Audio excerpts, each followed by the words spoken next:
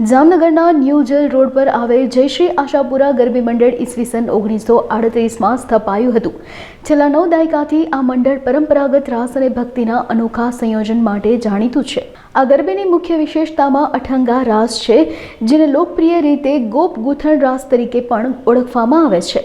આ રાસમાં 16 સભ્યો દોરડા વડે રાસ રજૂ કરે છે। આ ઉપરાંત અહીંનો તલવાર રાસ પણ અનોખું આકર્ષણ ધરાવે છે, જે માત્ર રાસ જ નહીં પરંતુ રાજપૂત શૌર્ય, સાહસ અને ભક્તિનું જીવંત પ્રતિબિંબ છે। તેમજ જયશ્રી આશાપુરા ગરબી મંડળ પોતાની મૂળ પરંપરા અને ગૌરવને અખંડ રાખીને નવી પેઢીને પણ આ વારસા સાથે જોડે છે અને સમગ્ર સૌરાષ્ટ્રમાં પરંપરા, શ્રદ્ધા અને શૌર્યના પ્રતીક તરીકે ઉભરી આવ્યું છે।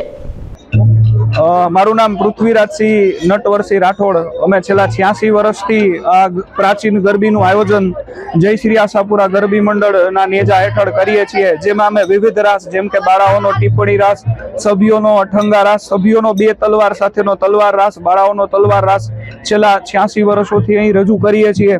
આ રાસની વિશેષતા એ કહી શકાય કે આખા ગુજરાતમાં સભ્યો દ્વારા જે તલવાર રાસ રજૂ થાય છે તેમાં 2 તલવારથી માત્ર અહીં જ રાસ રમવામાં આવે છે, જે સમગ્ર ગુજરાત તેમજ જામનગર માટે એક આગવી ઓળખ કહી શકાય। એની સાથે સાથે અઠંગા રાસ પણ અમે રજૂ કરીએ છીએ, જેમાં 16 સભ્યો દોરડા વડે અઠંગા રાસની પ્રતિકૃતિ રજૂ કરે છે।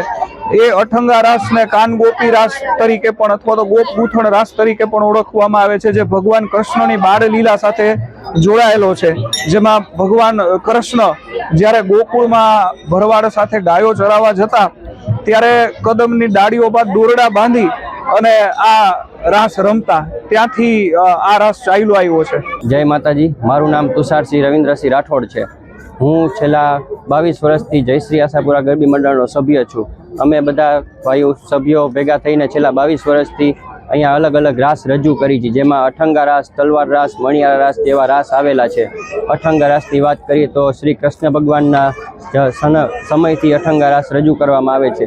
શ્રી કૃષ્ણ ભગવાન જ્યારે એમ કહી શકાય કે ગોવાળિયાઓ સાથે ગાયું ચરાવવા જતા ત્યારે ગાયોની દોરી સાથે કદમના ઝાડ પર તેઓ દોરી બાંધી અને રાસ રમતા હતા। તે રાસ અમે અહીંયા રજૂ કરી છીએ, તેને કાન ગોપી રાસ પણ કહી શકાય છે। પછી તલવાર રાસ આવે છે, જેમાં અમે લોકો છાપકી ખાઈ છીએ, તેઓ છાપકી તમને આખા ગુજરાતમાં જોવા નહીં મળે।